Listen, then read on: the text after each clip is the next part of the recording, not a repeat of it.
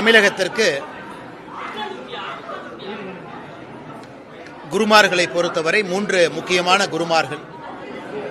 ஆதி சங்கராச்சாரியா அவர்கள், நம்முடைய பகுதியில் ராமானுஜாச்சாரியா அவர்கள், மாதவாச்சாரியா சுவாமி, உடுப்பி மட்டத்தை எஸ்டாப்ளிஷ் பண்ணவங்க.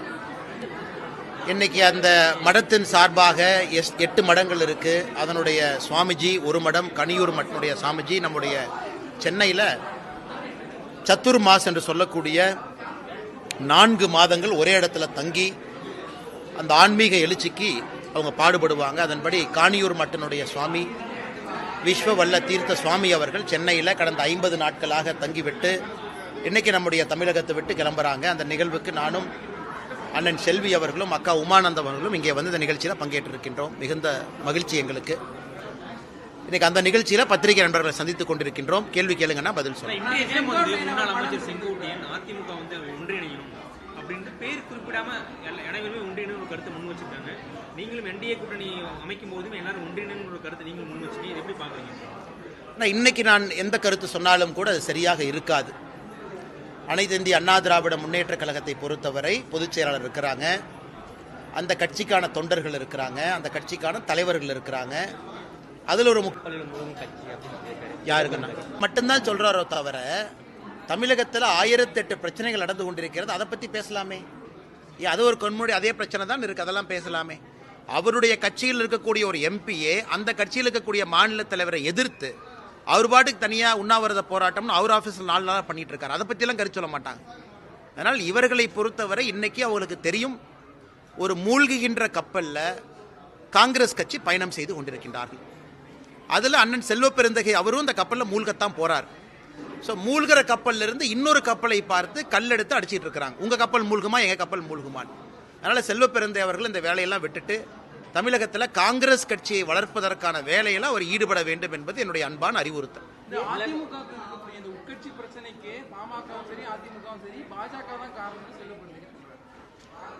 ஆனால் அதான் சொல்லிட்டேன் பாருங்கன்னா, இன்னைக்கு செல்வ பெருந்தை அவங்க நிலைமை எப்படி ஆகி போச்சுன்னா, ஒரு மிகப்பெரிய ஒரு இயக்கம் காங்கிரஸ் பேர் இயக்கம். 65 வரை தமிழகத்தில் ஆட்சியில் இருந்த ஒரு கட்சி, மிகப்பெரிய மனிதர்கள் இருந்த ஒரு கட்சியில் இன்னைக்கு அண்ணன் செல்வ பெருந்தகையும் இருக்கிறார். ஏற்கனவே அவரை பற்றி பல இடத்துல நான் பேசியிருக்கேன், குற்றம் சாத்தி இருக்கின்றேன், நிறைய விஷயம் பேசியிருக்கேன். இன்னைக்கு அவர் கட்சியை வளர்த்துறதை பற்றி பேசுறதெல்லாம் விட்டுட்டு இன்னைக்கு பாரதிய ஜனதா கட்சி இப்படி இருக்கு, பாரதிய ஜனதா கட்சி அப்படி இருக்கு, பாட்டாளி மக்கள் கட்சி இப்படி இருக்கு, அதிமுக இப்படி இருக்குன்னு லைவ் கமெண்ட்ரி கொடுக்கறது தான். அதனால செல்வ பெருந்தகை அண்ணன் காங்கிரஸ் கட்சியை விட்டுட்டு ஒரு தொலைக்காட்சி நிறுவனத்தில் அந்த 8 மணியிலிருந்து 9 மணி வரை நடக்கக்கூடிய டிபேட்ல தினமும் பங்கேற்க வேண்டும் என்பது என்னுடைய அன்பான வேண்டுகோள். ஏன்னா அதுக்கு தான் அவர் லாயக்கா இருக்கிறார். அவர் பேசுறது இப்படியாக நான் பேசுவாங்க. அதிமுக சொல்றாங்க அந்த கட்சி அவங்க பார்த்துக்குவாங்க, பாட்டாளி மக்கள் கட்சி அவங்களுக்குள்ள பிரச்சனை இருந்தால் அவங்க பார்த்துக்குவாங்க. வெளியே இருந்து ஏன் இவர் பதறி கொண்டு இருக்க வேண்டும்? ஏன்னா அவருடைய கப்பல் மூழ்குது, அந்த கூட்டணி தோற்குது என்பது அவருக்கு தெரியும். அதனால வெளியே இருந்து காங்கிரஸ் கட்சி பதறி கொண்டிருக்கின்றார்கள். இன்னைக்கு செல்வ பெருந்தகை அவருடைய குரல் எப்படின்னா ஸ்டாலின் அவருடைய குரலா மாறிடுச்சு. எப்படி இருந்த காங்கிரஸ் பேரியக்கம் இப்படி ஆய்விட்டது என்று நான் வருத்தப்படுகின்றேன்.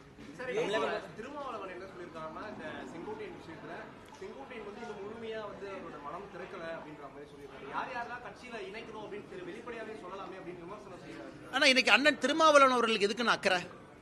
அவர் ஒரு கூட்டணியில் இருக்கிறாங்க, அந்த கூட்டணி ஸ்ட்ராங்கா இருக்கு அண்ணன் திருமாவளவன் நினைக்கிறாங்க, அந்த கூட்டணி மறுபடியும் வெற்றி பெறும்னு அவர் சொல்லிட்டு இருக்கார்.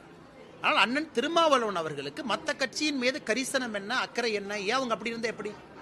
என்டிஏ கூட்டணியில் இன்னைக்கு அனைத்து இந்திய அண்ணா திராவிட முன்னேற்ற கழகம் இருக்கு, அதனுடைய ஒரு தலைவர் பேட்டி கொடுத்திருக்கிறாங்க, அந்த கட்சியில தலைவர்கள் இருக்கிறாங்க, அவங்க முடிவெடுப்பாங்க.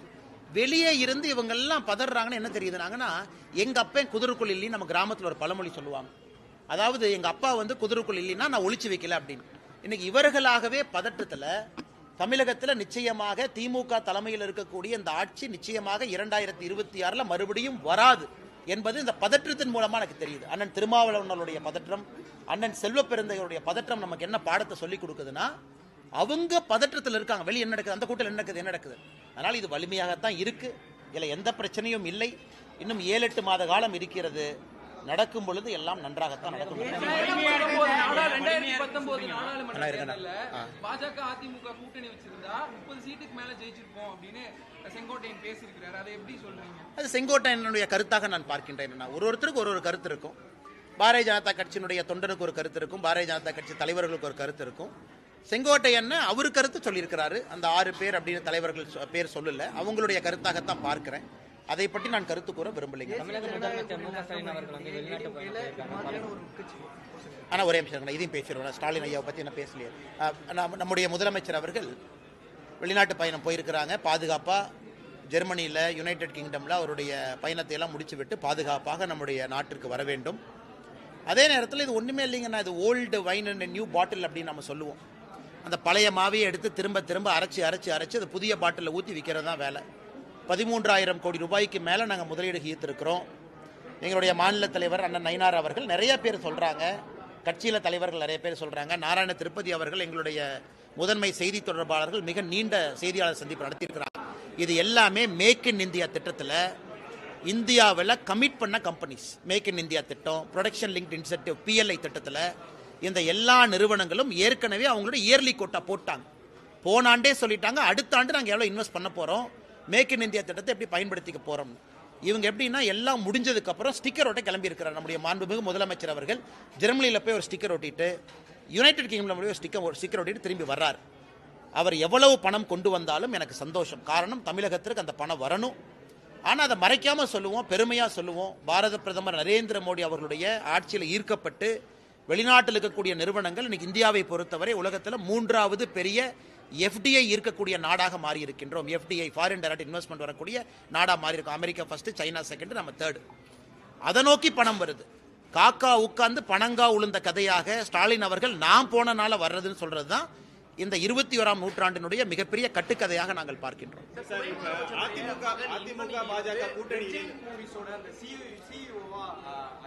ஆனால் தமிழகத்தில் அடிப்படையில் என்ன தவறாக இருக்கிறது என்பதற்கு ஒரு உதாரணம், ரெட் ஜெயின் மூவி நிறுவனத்தினுடைய புதிய CEOவாக மாண்புமிகு தமிழகத்தினுடைய துணை முதலமைச்சர் உதயநிதி ஸ்டாலின் அவருடைய மகன் இன்பநிதி ஸ்டாலின் அவர்கள் பொறுப்பேற்பதை சுட்டி காட்டுதுங்கண்ணா.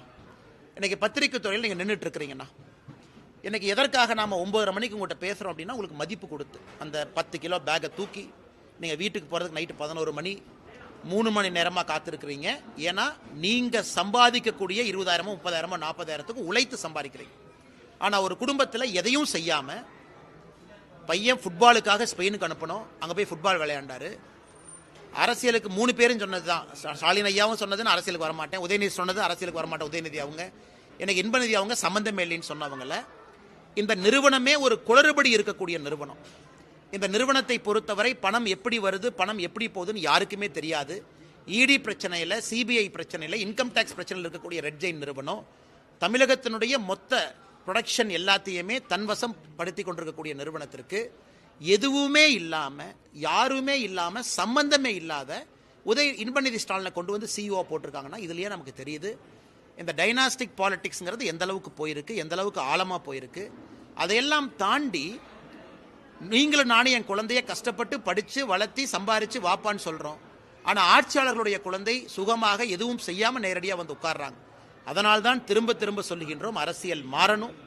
அது அவருடைய தனிப்பட்ட விஷயம். பொதுப்படையாக சொல்வது இது தமிழகத்திற்கு அழகல்ல.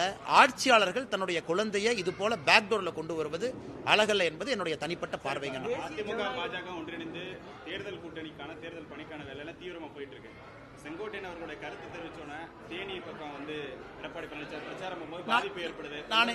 நான் இன்னைக்கு பார்த்தேங்கன்னா உங்களுடைய செய்தி நிறுவனத்தில் நீங்கள் அந்த வீடியோலாம் போட்டீங்க, நான் பார்த்தேங்கன்னா நான் ஏற்கனவே சொன்னது போலன்னா ஒரு கட்சியினுடைய ஒரு தலைவர், மூத்த தலைவர் ஒரு கருத்தை வச்சிருக்கிறாங்க. அந்த கட்சியில் அவர்களுக்கான தலைவர்கள் இருக்கிறாங்க, அவர்கள் முடிவெடுப்பார்கள். இன்னும் நேரம் இருக்கு, காலம் இருக்கு. காலம் இருக்குன்னா இன்னும் 7 மாத காலம் இருக்கு. அதனால் நிச்சயமாக எல்லாம் சுமூகமாக போகும் என்பது என்னுடைய நம்பிக்கைங்க. நாகேந்திரனுடைய மகனுக்கு கட்சியில மாநில பொறுப்புல கொடுத்ததா பல சர்ச்சைகள் இருக்கு. ஏன்னா திமுகவை வாரிசு அரசியல்னு சொல்ற பாஜக மாநில தலைவரோட பையனை கொண்டு வந்திருக்காங்க அப்படின்னு சொல்றாங்க. அதே மாதிரி அலிஷா அப்துல்லா, விஜயதாரணி உள்ளிட்டவர்கள்லாம் பொறுப்பே போடல அப்படின்னு சொல்லி. இதுல முக்கியமா என்னன்னா அவங்க முஸ்லீம் புறக்கணிக்கிறாங்க அப்படின்னு சொல்லி குறிப்பாக உங்களுடைய பின்பற்றலும் மோடியோட பின்பற்றல் காரணமாக தான் கட்சியில் இணைஞ்சேன். ஆனா எனக்கு உரிய மரியாதை கிடைக்கல. கட்சியினுடைய அமைப்பு பொதுச் செயலாளர் கேசவ விநாயகம் வந்து எங்களை புறக்கணிக்கிறார் நமக்கு குற்றச்சாட்டு வைக்கிறாங்க. நான் சகோதரி அலிஷா அப்துல்லா அவர்களுக்கு என்னுடைய அன்பான வேண்டுகோள், கொஞ்சம் பொறுமை. அரசியலை பொறுத்தவரை ஒருவருக்கு ஒரு நேரத்தில் ஒரு பொறுப்பு கொடுத்துக்கிட்டே வருவாங்க. உடனே பொறுப்பு கிடைக்குது அப்படிங்கிறக்காக அவங்கள கட்சி மறந்து விடவில்லை. எனக்கு பொறுப்பே கொடுக்கல, என்னை உதாசீனப்படுத்திட்டாங்க அப்படிங்கிற அர்த்தம் கிடையாது. அலிஷா அப்துல்லா அவர்கள் ஒரு முக்கியமான இந்த கட்சியினுடைய ஒரு ரேசராக இருந்து வந்தாங்க. பொறுமை காட்கணும். இந்த கட்சி நிச்சயமாக அவர்களை பார்த்து கொள்ளும். அதே நேரத்தில் மாநில தலைவர் அவர்கள் இந்த நீங்கள் கேட்ட கேள்விக்கு நயினார் அண்ணா அவங்க பதில் சொல்லியிருக்கிறாங்க. அதன் பிறகு இன்றைக்கி நான் பதில் சொன்னால் அது சரியாக இருக்காதுங்கண்ணா. அதனால் மாநில தலைவர் அவருடைய மகன் சம்பந்தப்பட்ட கேள்விக்கு அவர் ஒரு பதில் சொல்லியிருக்கிறாங்க. அதனால் அதை நீங்கள் பதில் எடுத்துக்கங்கண்ணா. இன்றைக்கி நான் அதை பற்றி பேச விரும்பலைங்கண்ணா. ஆனால் நேற்று நான் வேண்டுகோள் விடுத்திருக்கிறோம், எல்லோரும் வேண்டுகோள் விடுத்திருக்கிறோம். தனிப்பட்ட முறையில் அண்ணன் டிடிவி அவர்கள்ட்ட தொலைபேசியில் நான் பேசினேன். அண்ணன் ஓபிஎஸ் அவங்ககிட்ட பேசணும், மறுபரிசீலனை செய்யணும். ஏன்னா for the larger interest of Tamil Nadu, Bharatiya Janata கட்சியில் என்னையும் உட்பட எல்லோருமே தமிழகத்திற்காக 2026 ஒரு மாற்றம் வர வேண்டும் என்பதற்காக ஒரு அணியில் நிற்கிறோம். எங்களோட இண்டிவிஜுவல் பிரச்சனை, அந்த பிரச்சனை, இந்த பிரச்சனைலாம் கலைந்து ஏன் நிற்கிறோம் அப்படின்னா தமிழக மக்கள் அதை விரும்புகிறாங்கன்னு. அதனால் நிச்சயமாக அண்ணன் டிடிவி அவர்களும் அண்ணன் ஓபிஎஸ் அவர்களும் பெரிய மனிதர்கள், மாண்புமிக்க மனிதர்கள், மறுபரிசீலனை செய்வார்கள் என்று நம்புகின்றேன். தேசிய ஜனநாயக கூட்டணியில் அங்கம் வகிக்கக்கூடிய கட்சி ஒரு அதிமுக. அந்த கட்சியில் இந்த மாதிரியான உட்கட்சி பூசல் சலசலங்கள்லாம் இருக்கு. வரக்கூடிய 26 தேர்தலில் எலெக்ஷன் வரும்போது எப்படியான இம்பாக்ட் ஏற்படும்? ஆனால் இன்னும் 7 மாதம் இருக்குது தலைவா, நீங்கள் பொறுமையாக இருக்கல, சரி பண்ணிக்கலாம். பல்வேறு மாற்றம் வரும் நீங்க அண்ணா அண்ணா பல்வேறு மாற்றம் வரும் நீங்க நினைக்கிறீங்களா? எதுலிங்கண்ணா? என்டிஏ கூட்டணியில பல்வேறு மாற்றங்கள் வரும் நீங்க நினைக்கிறீங்களா? நான் என்டிஏ கூட்டணி வலிமை அடையும், பொறுமையாக இருங்கன்னா. இன்னைக்கு எப்பொழுதுமே ஒரு கெமிஸ்ட்ரி எல்லாம் ஜாயின் பண்ணுறோம். சில பிரச்சனைகள் சரியாகும். பாட்டாளி மக்கள் கட்சியை பொறுத்தவரை இன்னும் வலிமையாக வருவாங்க. விஜய் போன்ற புதிய தலைவர்கள் களத்துக்கு வந்திருக்கிறாங்க, அவர்களும் சுற்றுப்பயணத்தை ஆரம்பிக்கிறாங்க. தமிழகத்தை பொறுத்த வரைக்கும் அடுத்த ஒரு 6 மாத காலம் அரசியலை நான் ரொம்ப இன்ட்ரெஸ்டிங்காக பார்க்குறேங்க. நிறைய சேஞ்சஸ் வரும், நிறைய காம்பினேஷன் மாறும், நிறைய புதிய விஷயங்கள் மக்கள் பார்ப்பாங்க. விஜய் போன்றவர்கள் களத்துக்கு வந்த பிறகு இன்னும் கொஞ்சம் சுவாரஸ்யம் அது பிடிக்கும். அதனால் இன்றைக்கே எல்லாத்துக்கும் பதில் எங்கிட்ட இல்லைங்கன்னா உங்ககிட்ட இல்லை. 6 மாத காலம் 7 மாத காலம் இருக்குது, பொறுமையாக பேசுவோம். நேற்று நீங்கள் கேட்டீங்க பேசினேன், இன்னைக்கு கேட்டீங்க பேசினேன், இன்னும் 1 வாரம் கழிச்சு பேசுவோம், பொறுமையாக இருப்போம், அரசியல் களத்தை பார்ப்போம். ஜிஎஸ்டி குறைப்பு வந்து சிதம்பரம் சொல்றாங்க பீகார் தேர்தலுக்காகவே இந்த குறைச்சிருக்காங்க அப்படின்னு சொல்லி. ஆனால் அந்த ஜிஎஸ்டியை பொறுத்த வரைக்குங்கன்னா 2017 நாம் கொண்டு வந்தோம். 2025 ஒரு பெரிய மாற்றத்தை செய்திருக்கின்றோம். இன்னைக்கு 2 ஸ்லாபுக்குள்ள 5%, 18%. இது உண்மையாலுமே அரசுக்கு இதன் மூலமாக நேரடியாக 48,000 கோடி ரூபாய் வருவாய் இழப்பு ஏற்பட்டாலும் பொதுமக்களுடைய கையில் அவ்வளவு பணம் இப்போ சேமிப்பாக மாறப்போகுது. அதுவும் அத்தியாவசிய பொருட்கள். அதனால் நிச்சயமாக சிதம்பரம் அவர்கள் ஒப்புக்கொள்வார்கள். ஏன்னா ஒரு பொருளாதார மேதை, அவர்கள் ஒப்புக்குவாங்க. 2017 அது தேவைப்பட்டது, 4 ஸ்லாப் தேவைப்பட்டுச்சு. ஏன்னா எல்லா மாநிலங்களும் ஒரே நேரத்தில் கிடையாது. எல்லா மாநிலத்திலும் வேட் வேற, ஆக்ட்ராய் டாக்ஸ் வேற, ஸ்டேட் டாக்ஸ் வேற. ஒரு ஃபெடரல் சிஸ்டமில் அத்தனை மாநிலத்தையும் ஒன்றாக கொண்டு வருவதற்கு 4 ஸ்லாப் தேவைப்பட்டுச்சு. எனக்கு 8 ஆண்டுகள் கழித்த பிறகு ஜிஎஸ்டி மெச்சூர் ஆயிருக்கு. இன்னைக்கு நம்முடைய நிதியமைச்சர் அவர்கள் தமிழகத்தினுடைய ஒரு செய்தி சேனலுக்கு ரொம்ப எலாபரேட்டாக பேட்டி கொடுத்துருக்குறாங்க. இன்னைக்கு 2025 சிஸ்டம் மெச்சூர் ஆயிருச்சு. இன்னைக்கு 2 ஸ்லாபுக்குள்ள நம்ம வருகின்றோம். இன்னும் 10 வருஷம் கழிச்சு வேற மாதிரி கூட நடக்கலாம். சிங்கிள் டாக்ஸேஷனுக்கு நம்ம போகலாம். படிப்படியாக அதை சென்று கொண்டிருக்கின்றோம். அதனால் அண்ணன் சிதம்பரம் அவர்களும் அதை உணர்ந்திருக்கிறாங்க. அரசியலுக்காக பேசுவதாகத்தான் நான் பார்க்கின்றேன்.